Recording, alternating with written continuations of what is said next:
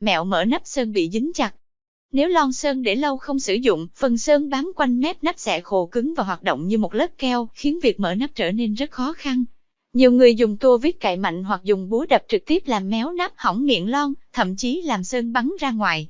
Dưới đây là những cách đơn giản nhưng hiệu quả giúp bạn mở nắp sơn bị dính chặt mà vẫn giữ nguyên lon sơn để có thể đóng kín và bảo quản sau khi dùng.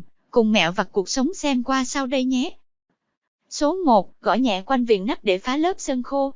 Trước tiên, hãy dùng cán tua vít, búa cao su hoặc một vật cứng vừa phải gõ nhẹ đều quanh toàn bộ mép nắp lon. Lực rung sẽ làm lớp sơn khô bị nứt và giảm độ bám giữa nắp với thân lon.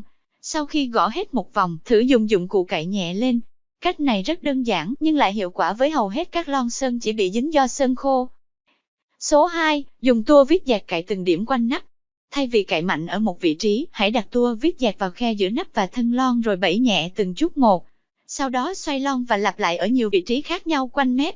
Khi lực được phân bổ đều, nắp sẽ bật lên dễ dàng hơn mà không bị cong méo.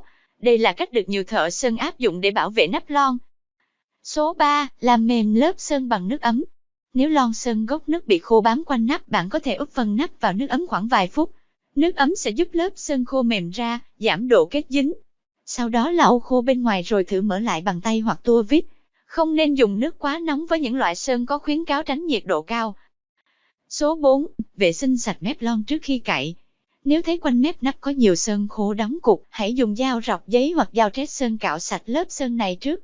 Khi lớp keo sơn được loại bỏ, việc cạy nắp sẽ nhẹ nhàng hơn rất nhiều. Thao tác cẩn thận để tránh làm trầy tay hoặc làm biến dạng miệng lon.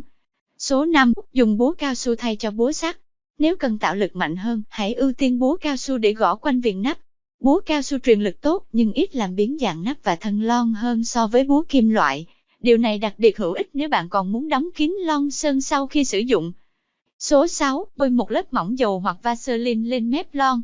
Nếu thường xuyên sử dụng lon sơn nhiều lần, bạn có thể thoa một lớp rất mỏng dầu khoáng hoặc Vaseline lên mép lon trước khi đóng nắp.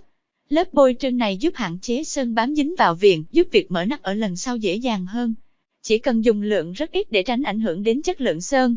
Mở nắp sơn bị dính chặt không khó nếu bạn áp dụng đúng phương pháp. Chỉ cần gõ nhẹ quanh viền, cạy đều nhiều điểm và giữ sạch mép lon sau mỗi lần sử dụng là bạn đã có thể mở nắp dễ dàng mà không làm hỏng lon sơn. Những mẹo nhỏ này không chỉ tiết kiệm thời gian mà còn giúp bảo quản sơn tốt hơn, tránh lãng phí khi cần dùng cho những lần tiếp theo. Chúc bạn vui vẻ!